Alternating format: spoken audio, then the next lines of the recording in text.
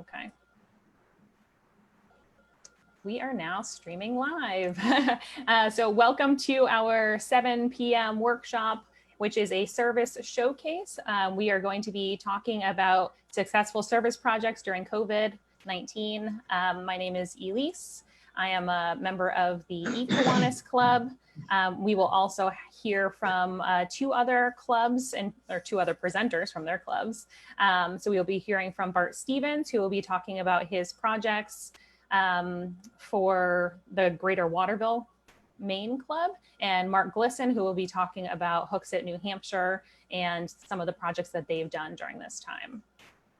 Okay, so reminders to keep your microphones off. If you have a question, please write it in the comments in the chat, and we will take care of that at the end.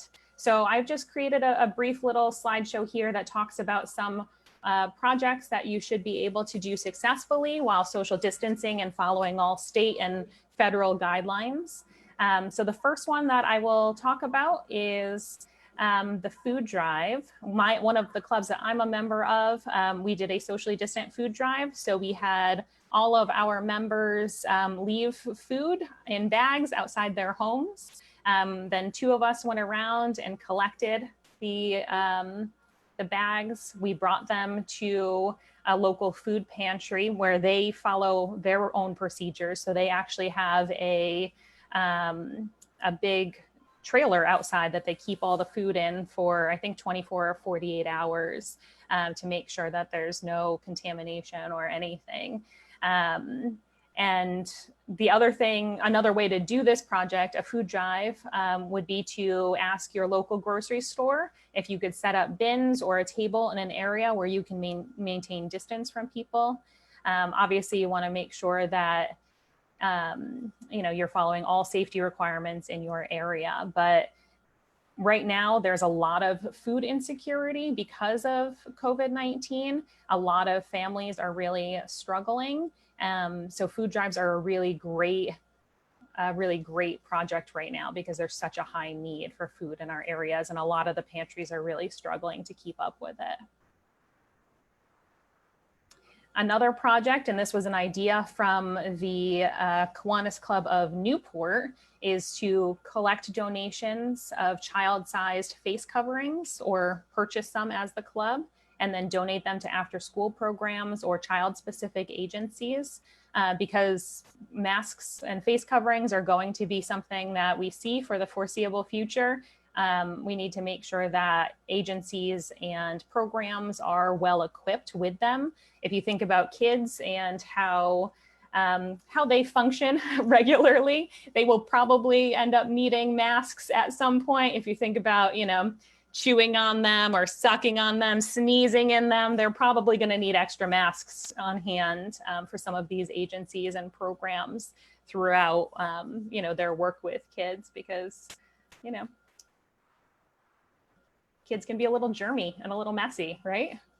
So that could be a great project to help with, that your club could support. And maybe at the end, when we have a couple of minutes, our young children's project chair, Ava Adams, is here. And she was speaking the other day about clear face masks to help younger children be able to read people's facial expressions and work on their understanding people skills. And so maybe she can speak to us about that at the end.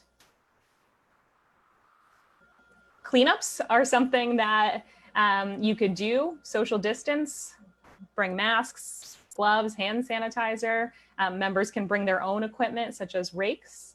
You could do a cleanup in a park. You could do a cleanup at a beach. You could literally have all your neighbor or all your Kiwanians, all your members, go out and do a cleanup in their own neighborhood. I don't know if you guys still have storm damage from storms a couple of weeks ago, but even, cleaning up some of that could be really useful. And it's a great way to get service hours. You're outside, you're keeping distance. But if everyone went out and cleaned up their neighborhood for an hour or a half an hour, you're making a really big impact in your community. So that could be a very easy and safe idea. School supply drives are really important right now, as they always are. But with some schools going virtual, some students might not have access to school supplies that they would normally get from their teachers or from their schools. So it's really important to make sure that if your Kiwanis Club is able to, you can reach out and do a drive. The Kiwanis Club of Northampton, Mass is doing a school supply drive. What they're doing is they're packing backpacks with supplies, and they're doing it all outside. So they set up tables outside, they're keeping space from each other, and they're packing backpacks to donate to their local community to make sure that kids have what they need to be prepared for this year. Other things that you might want to consider is if your club or if you have connections with businesses, if children need to go virtual, they might not have access to technology to be able to be successful. And if their school isn't offering it because of the community needs, your club could consider donating some pieces of technology, whether it be tablets or Chromebooks or something as well, because that is going to be a huge need this year if the kids have to go virtual again. Another project is, this was an idea by the eKiwanis 2.0 club of, they're out of Pennsylvania. And what they made are hospital busy bags, because even though right now, it's, you know, some hospitals might not be accepting donations, they still have patients. You know, there are still people who are getting sick, and there are less things for them to do because hospitals got rid of all of the fun games in children's waiting rooms and magazines for the parents and things like that. So there's even a higher need for activities and things to keep children occupied while they're in the hospital, or keep adults occupied. So they provided this list of things that they would recommend to add to your busy bags, making sure that, you know, you guys, if you're packing them, you're maintaining safety. If you're receiving donations, you guys are making sure that, you know, everybody is maintaining distance and safety. And the next item is similar to that, because people who are going through chemo right now are even more vulnerable because of their health needs and their reduced immunities. So they might be having a harder time in treatment because they can't have somebody come in with them in many locations right now, whereas they might have had a family member attend with them.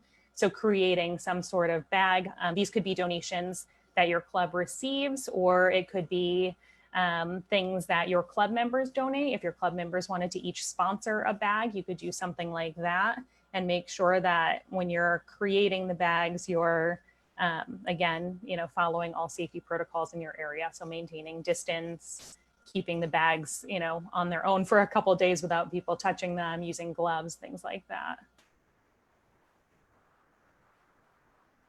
Another thing that is really challenging right now in our communities is the prevalence of homelessness. There's an increase in homelessness right now because a lot of the shelters in bigger communities were not able to open, or are open on a more limited capacity. So there's less places for people to reside. So there is an increase in homelessness in a lot of bigger communities. So creating care packages could be really useful for somebody who is experiencing homelessness. Again, here's a list that the eKiwanis 2.0 club put together of different items that they think would be really useful to people. The only thing I added to the list was face masks, because that's really important right now, and people who are experiencing homelessness might not have access. But always make sure if you're providing these bags, you're doing so in a way that's very safe and keeping yourself separate from everybody else, right?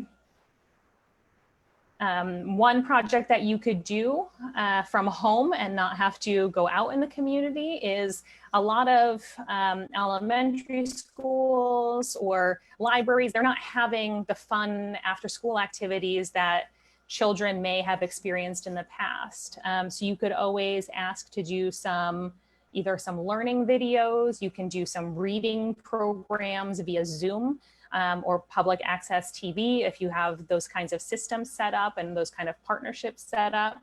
You could do different different socially distant games with children and making sure that they have different programming to keep them occupied, because as we go into this next school year, there are not going to be any after school activities for kids. They're going to be home a lot more. So being able to provide as a Kiwanis Club, either some maybe art projects via Zoom, or, you know, reading a book, as I said before, you could even do science experiments, sing-alongs, different activities to keep children engaged during times when they might not have a whole lot to engage them. And this is an idea I got from a fellow Kiwanian in the California, Nevada, Hawaii district.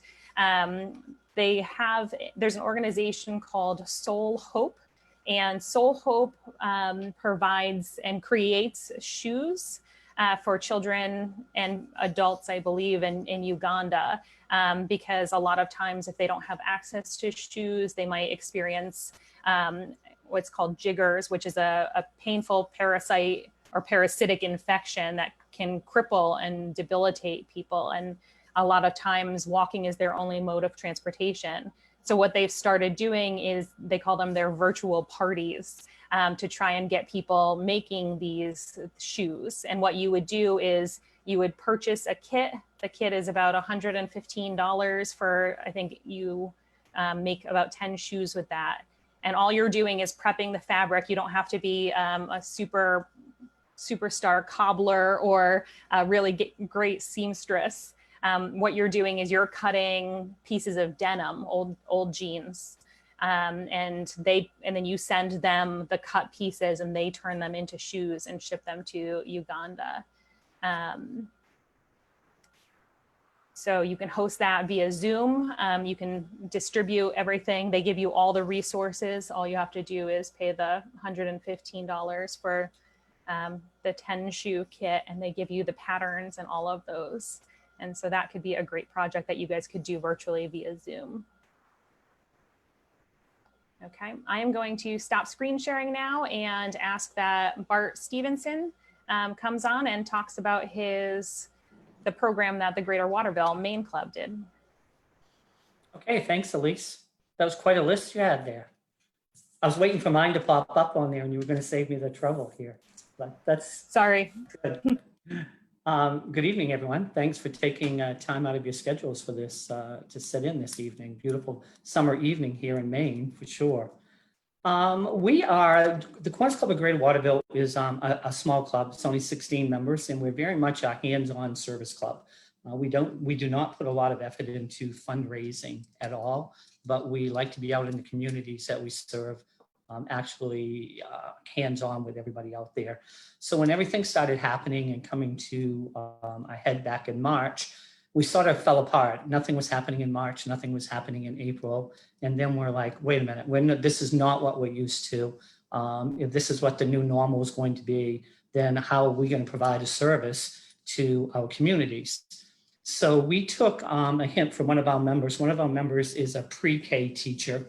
And I remember that during the holidays, her students would do little cards for shut-ins and notarize them, dress them all up and everything. It was kind of fun. So we came up with the idea of, if you remember back, and it's true right now, I think as well, the assisted living facilities. We have a number of assisted living facilities, nursing homes, whatever they may be called now, in our community. And many of them don't get a lot of visitors to begin with. And during this time now, and particularly back in April, May, June, no outside visitors whatsoever at all. So they just were not seeing anybody.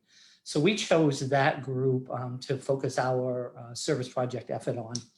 And it's a simple one. And some of you may already do this, but it's very quick and easy without a lot of thought. We really put no money into this at all. The few supplies we needed were donated to us. But it was just a thank you note to all the nursing home, the shut-ins within the nursing homes. But we wanted to take it a step further. We wanted it not to be impersonal. We really wanted to do handwritten note cards. And that's something that we as a club, our members could do. They could do it from the safety of their home. We didn't have to come together to do this or anything like that. So we put together pretty close to 400 handwritten cards for 4 of the assisted living facilities in our communities. The interesting part was when I said we wanted to personalize them, we wanted to put a name on them so that they know that we were thinking specifically of them during this time period. Excuse me just a second. Alexa thought I was talking to her, apparently. She jumped in there. So anyway, we'll give up with her. So we wanted to personalize these note cards. We didn't want to print them or hand stamp them or anything. We wanted them to be all handwritten. So we reached out to these facilities and asked specifically for names so that we could personalize them. And interestingly, because we hadn't thought of it, 2 of the facilities gave us the names very quickly. One of them said, no, not a chance. That's confidential information. But we did convince them to at least tell us how many men they had versus how many women they had in the facility. And the 4th facility just said, no, that's not information we can ever give out. So we personalized as many of them as we could. And then the rest of them were a little bit generic in nature, but each of them was just to let them know that there was somebody out there thinking of them. Chin up, better days were ahead. Not let the spirits get down in any way, shape, or form. And while we were doing this, we thought also, what about the staff? A lot of the staff has been, particularly in our area anyway, the staff was rotating from the homes. They weren't going home themselves.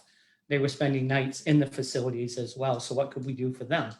So we had not been meeting, but we did meet to put all of this together, socially distanced within our garage. We have plenty of room in our garage to spread out. So everybody bought their cards, all signed and made out. And then everybody, a number of people in the club, we decided we would do some goodie bags for the staff at each of these facilities. So we had a massive cookie baking undertaking. People could do that from their homes. It was a little bit interesting in the early stages because you think back what was really scarce at the beginning of this pandemic, and flour was one of those things. So baking was a little bit interesting at the time, and we got some of our local grocery stores to donate hard candies and snacks and stuff like that. So we put together some gift bags in all of these facilities. They have 3 shifts. So we put together these goodie bags to cover their staff over the 3 shifts. And we made arrangements to hand deliver them to each of the facilities. Somebody met us outside in their, it was kind of funny, in their space suits at that time. So it was a quick and easy and simple project that I think we might continue to do again going forward in the future. We might focus on other assisted living facilities that we weren't able to get this time. But it really doesn't take a lot. Most people have note cards laying around the house anyway, or Christmas tree shop or someplace like that. They're really literally a dime a dozen to purchase these things if you needed to. And I've got some calls from staff at these facilities who were just so appreciative of the effort that went into it. So sorry I don't have a PowerPoint on this. But if you want to see a couple pictures, the Yankawani this past edition of the Yankawani had a couple pictures in there as we were doing it. So the club was all in their masks and we were sort of social distance from the tables, and just a quick and easy idea that got almost all of our members involved because we didn't have to come together face to face to do it. But yet we made a difference in over 400 people's lives. So that's what I have to share this evening. Thanks. It's a great project. Thank you so much for sharing. Sounds like it was fun too. It was fun. Mm-hmm. Great. Okay, now I will turn it over to Mark Glisson from the Hookset New Hampshire Club, who will be speaking about some of the projects that their club has done.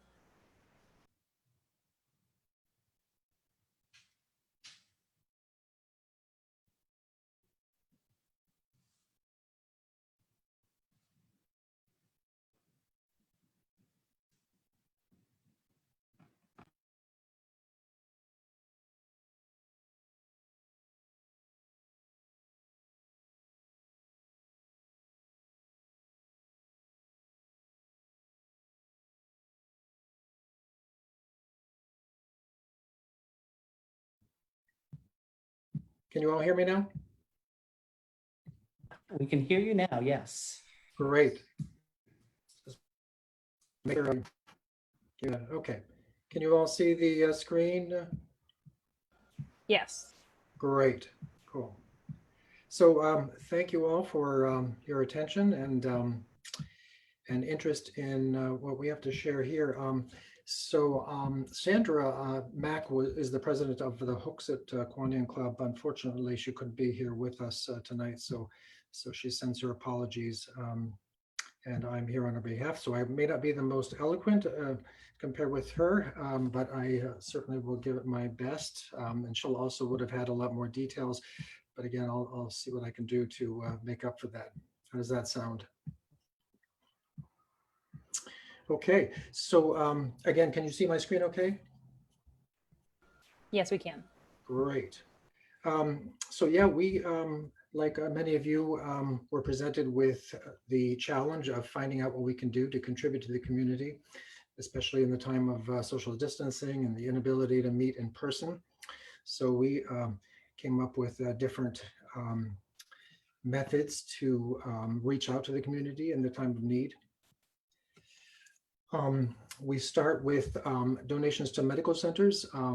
As you know, they are the frontline folks handling all of the crisis. So we thought they would be great target audience for some services and goodie bags and thank you notes. So fortunately for us, we have several in town here, even though we're not a terribly large town. We do have a fair number of them here. So we identified them, reached out to the folks there at those locations here and put together goodie bags. I'll share at the end the types of goodies you can include in the, well, actually, I would say bags and baskets, because you want to put the goodies into individual bags for safety and then deliver them in a big basket. So that's what you see here in this picture. Everybody sees this picture here. So this is our CMC folks. CMC is a major hospital in Manchester area. They also have a branch here in the Hookset area. So we reach out to those folks to give them some goodie bags and thank you notes. Another venue here in town is our Elliott Hospital. So they are also very large presence here in Hookset, and had recently merged several of their venues from local towns into this one venue here in the Hookset area, the Elliott Health Center. So, and you can see in this picture here some of the items that might be included in these goodie bags, things like Cheez-Its and snack bars and water bottles potentially too, if you can fit it in there.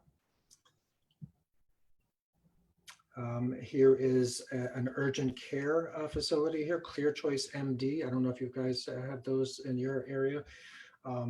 So we were able to reach out to them. They in fact had been closed for training. So at one point, again, when they first opened, they were actually seeing patients, but then for whatever reason they closed and they were only doing training for their staff to support other areas. But I still reached out to them and we were able to connect with the folks who knew where the former Hookset staff were throughout the area, because they have branches in Goffstown as well as down south in Merrimack area, I believe it is.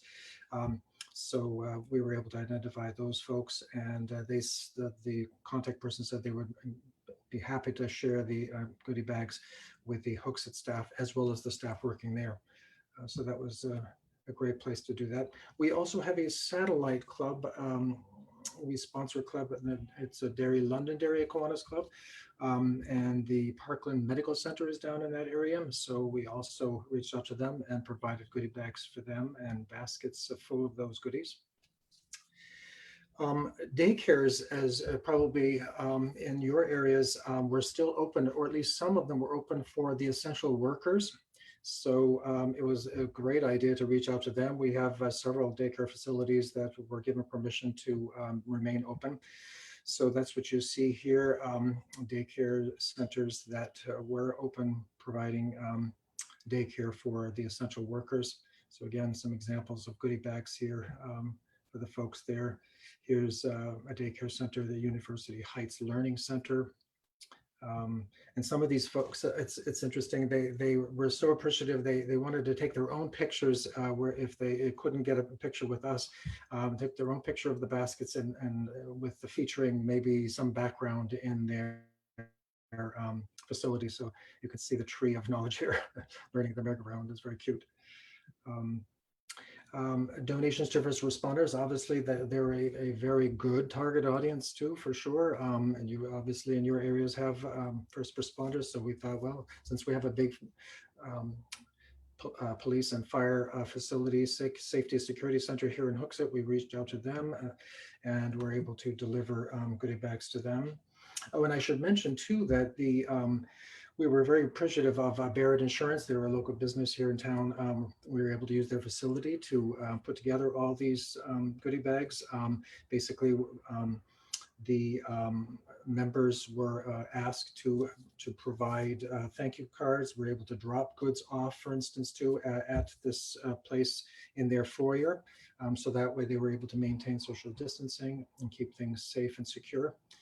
And then made arrangements to deliver them and then get a group shot of that. So again, another group that we're very appreciative of the effort.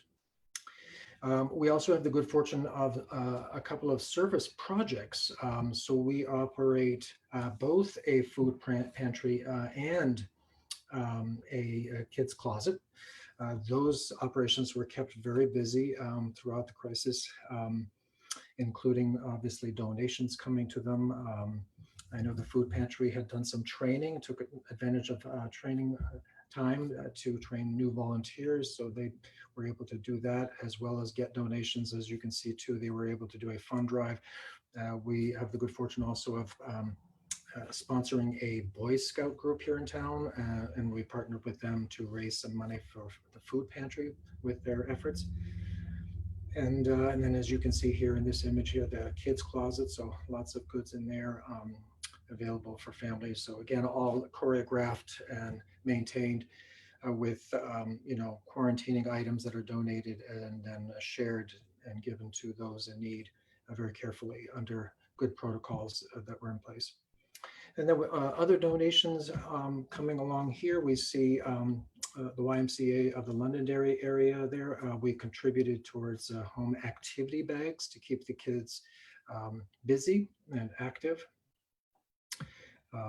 In this case, we partnered with the Concord Kiwanis. So again, this, as you can see, several examples here of us being able to partner with other Kiwanian groups. So if you have a smaller Kiwanian group, you can actually partner with another group.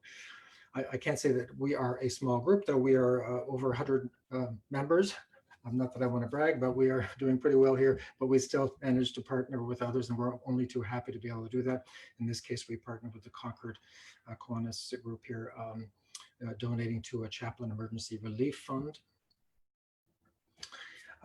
And the local middle school had, and this was part of our literacy project, local middle school had some graduating 8th graders. So we thought, wouldn't it be great to be able to provide a book for them as part of their graduation present, as well as a bookmark.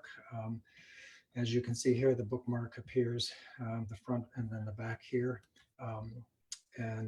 So again, it's not exactly an example of a pandemic,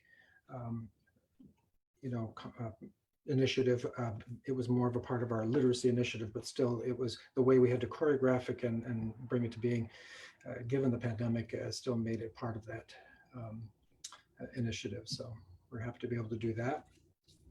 And then we also have a YMCA day camp here. It's a summer camp for kids. And we reached out to them and decided it would be great to be able to provide games for them. So that's another great thing you can do for your kids in the area. So you can see some examples of the games here in the photos here. And again, in partnership with the Satellite Club Londonderry Club, we show here an example of the donation to Salvation Army, because obviously they're going to be a great resource for the food insecure, or the monetary insecure. So you can see that here. And here's an example of the types of things that you could include in the goodie bags, as well as where you might be able to get some of these things. Like Target is a great place for the baskets, and Walmart, another good place here for games, as well as Amazon too. Snack items listed here as well. And gift cards are also a great thing to throw into these into the mix here, especially for the daycare centers, which is what we included there. And if you're doing any kind of print items, Vista Print is a great place to do that. So hopefully that made sense and was interesting. You guys really kept busy during this pandemic time, didn't you? It was very busy. Yep. Yeah, that's great. That's great. Thank And I you. think that'll be a great resource for a lot of our clubs, especially those who are struggling to find projects moving forward as we're continuing to be a little bit more shut down and a little bit more in our homes. Another project that was sent to me is the Kiwanis Club of Newport. They donated $25 Amazon gift cards to each of the 135 members of Newport Rogers High School class of 2020. They included a letter of congratulations, which is hand addressed by the club, and they used it through their connections at the school, I believe, to have it sent out. So we're not breaking any confidentiality laws, but they had a good connection there, but they figured the class of 2020 kind of, they missed out on their year a little bit. So they sent out $25 gift cards to each of the graduating seniors. I'm just looking in the chat. Cheryl asked if there are Kiwanis tags that you can sew on masks if you're hand sewing masks, and there are. You can go to kiwanis.org/store, I believe, and that'll bring you to the Kiwanis store. Oh, and Bill is holding up a sticker or something, a tag of some sort. Oh, is it adhesive, like iron-on? You're muted, Bill. Oh, it's a sticker. Okay. But they do have fabric tags that you can sew in just for face masks as well, that they started selling very recently because they realized that there's a need. Obviously, sewing masks is a good project that your club can participate in, assuming you guys are sewers and are crafty enough to be able to sew masks, but there are lots of patterns for that. And there's a huge need for that as well. So that's a great project. Oh, okay. Let's see. Are there any questions right now? Oh, it looks like Curtis from the Hamden Maine Club. He said that their club raised $1,400. They gave $700 to the Cancer Center for client masks and $700 to the local food cupboard. That's great. That's a great fundraiser. And Cheryl said that the Lee, Sheffield, and Pittsfield clubs are uniting to do the outreach food program, and they're hoping to feed 3,000 families in Berkshire County this Sunday at 9 o'clock in Lee. The Kiwanis Club of Meriden ordered custom labels from Dutch Label Shop so they could, I'm guessing they use them for some sort of crafty project. Yes.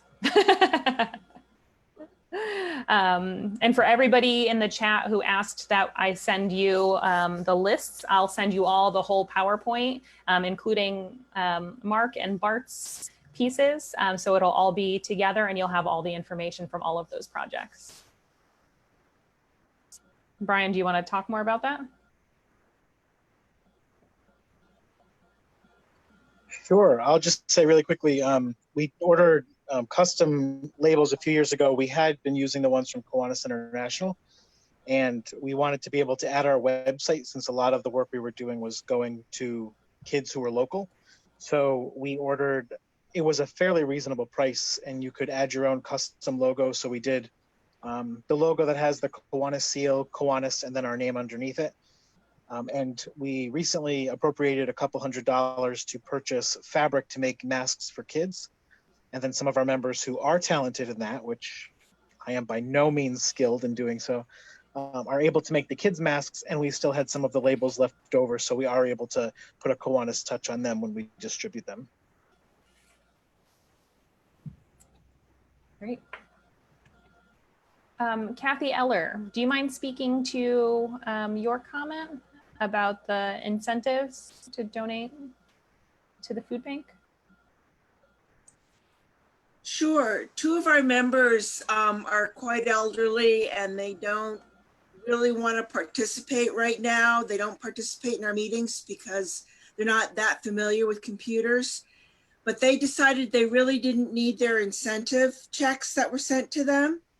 So what they did is they sent them to me and asked me to forward them as a donation from the Kiwanis to our local food bank. That's great. That's a really kind thing to do.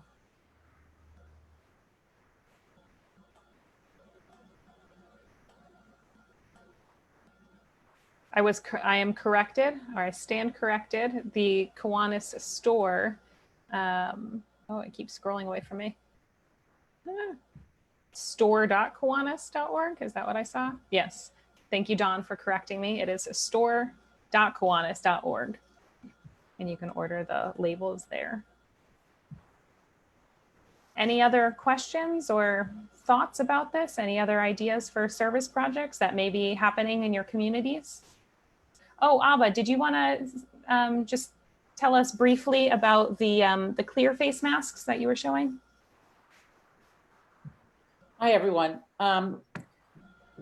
It has come to my attention as being a member of the International Committee on Young Children that there's a real need for younger children, let's say 4 or 5 and under, to be able to see the caregiver's face and expression, especially for babies and toddlers 3 and under, because 2 reasons. Number 1, they learn from emotional expressions for brain development. And number 2, it can be a real negative effect if they don't see expression. It can be negative in terms of brain development and emotional development. I mean, just think of a little baby that doesn't even have language skills yet. How does that baby react? It reacts to expression. So we're really thinking of preschoolers, our children in early childhood education classes, that clubs possibly could buy clear masks and provide them to the caregivers in these situations, and let them try them out, because everyone is doing the cloth masks, but I don't think anyone has really thought of the real young children. So we're really encouraging clubs to look at the preschool programs in their areas. And to, there are a couple of websites. One is clearmasks.com that offers them. I'm also looking, another way to approach it is to go online and look at masks for the deaf or hearing impaired, because those may be cloth face masks with the clear window. So I really encourage you, if you could, to just, even if you could give a few, maybe 10 or 20 to a preschool in your area or an early childhood education facility in your area to have them try them out, because we're really shortchanging our younger children if everyone's wearing cloth face masks. And to be honest with you, if you have any facilities in your area for the deaf or hearing impaired, you may want to give them some clear face masks, because there's a whole nother element or group in our communities that are suffering because they do not have they can't read the lips. Mm-hmm. So they are suffering, and they need expression also to be able to communicate with people. So I just throw that out too. And one last thing, I want to remind everyone, one thing individually we can all do is to give blood, because there's a great shortage in our country now, across the country, of blood due to just trauma situations and the COVID-19. Thank you, Ava. Sure. Any other thoughts? Any other questions? Elyse, we've been doing in Hamilton Club, we've been doing a signature project at Young Children Priority 1